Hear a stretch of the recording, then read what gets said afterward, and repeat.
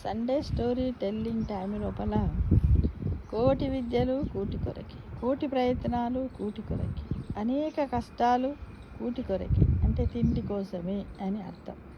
దీని మీద ఒక కథ చెప్పుకుందాం. ఏంటంటే, అనగా అనగా ఒక రాజు. ఆ రాజు తన శత్రువులతో పోరాడి 6 సార్లు ఓడిపోయాడట. అలా ఓడిపోవడం వల్ల సైన్యం అంతా కూడా చిన్నాభిన్నమయ్యింది. ఎందుకంటే యుద్ధంలో ఉన్న సైన్యం అంతా ఉండరు, ఒక మనుషులే ఉంటారా? ఉండరు. ఏంటిది, గుర్రాలు, ఏనుగులు, ఎన్నో రకాలైనటువంటి జంతువులు కూడా సహాయం చేస్తాయి. యుద్ధ భూమిని రణరంగం లోపల అవి కొన్ని మరణము, మనుషులు మరణము, సైనికులు మరణం చెందుతారు. కొన్ని అలాంటి అశ్వాలు ఇవి కూడా మరణం చెందుతాయి. అయితే ఎలా యుద్ధం చేసేవాళ్ళు అంటే, గుర్రాల పైన ఎక్కి, ఒంటెల పైన ఇలా ఎక్కి యుద్ధం చేసేవారు. కాబట్టి వాటికి కూడా ప్రమాదం వచ్చి ఎన్నిసార్లు ఓడిపోయాడా రాజు? 6 సార్లు ఓడిపోయిందట. దాంతో ఏమైపోయింది, సైన్యం అంతా కూడా చిన్నాభిన్నం. యుద్ధ భూమి నుండి పారిపోయి రాజు ఓ గుహలో దాక్కున్నాడట. ఎందుకంటే శత్రువుతో మళ్ళీ యుద్ధము చేసి గెలుస్తానన్న ఆశ కూడా సన్నగిల్లిందంట ఎవరికి? ఆ రాజుకి. ఆ గుహలో గూడు కట్టే ప్రయత్నంలో ఉన్న ఒక సాలీడును చూశాడట. సాలీడు రాజు దృష్టిని ఆకర్షించిందంట. అంటే ఇప్పుడు మన ఇంట్లో కూడా చూడండి, ఎన్నిసార్లు బూజు పడుతుంటుంది, మనం తీసేస్తూనే ఉంటాం, మళ్ళీ అది అల్లుతూనే ఉంటుంది. పాపం సాలీడు ఏం చేస్తాడు, మంచి మన జీవితానికి ఒకటి బెస్ట్ ఎగ్జాంపుల్ అనమాట. Again and again and again ఎన్నిసార్లు మనం తీసేస్తున్నప్పటికి కూడా మొండిగా మళ్ళా అదే విధంగా సాలీడు గూళ్ళను అల్లుతుంది. అయితే దాన్ని ఎవరు చూశారు? రాజు చూశారు. తన ప్రయత్నాలు విఫలమవుతున్నప్పటికీ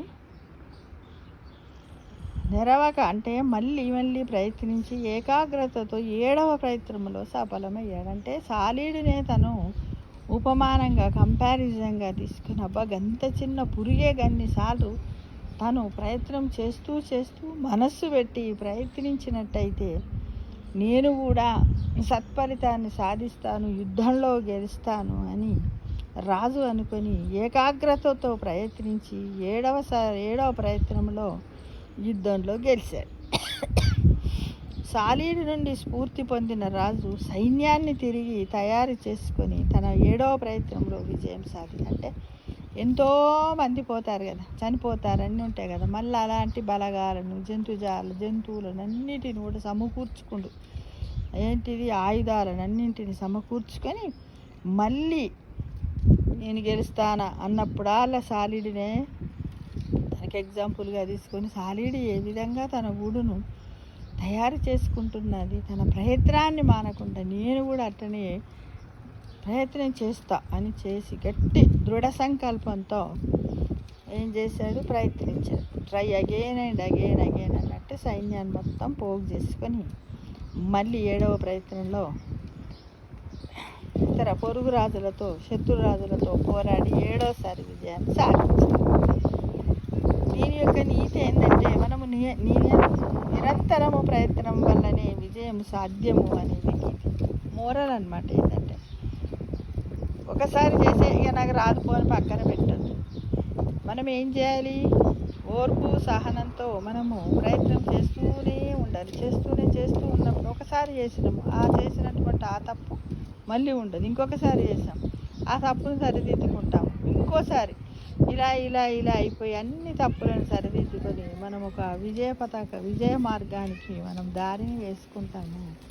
కాబట్టి ప్రతి ఒక్కరం కూడా ఏం చెయ్యాలి, ఎక్కడన్నా మనకు అపజయం కలిగినప్పటికీ కూడా మనం ఓర్పు సహనంతో విజయం సాధిస్తాము అని గట్టిగా మనలో మనమే మోటివేట్ చేసుకుని సాలీడులాగా ట్రై అగైన్ అండ్ అగైన్ అనుకుంటూ ప్రయత్నం చేద్దామా?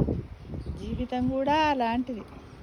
సాలీడు ఎలా అయితే ప్రయత్నం చేశాడో, మన జీవితము అనే పుస్తకం లోపల, లైఫ్ అనే జీవితం లోపల రోజు ఒక కొత్త పేజీ ఉంటుంది. అన్ని పేజీలలో సుఖము, దుఃఖము, కష్టాలు.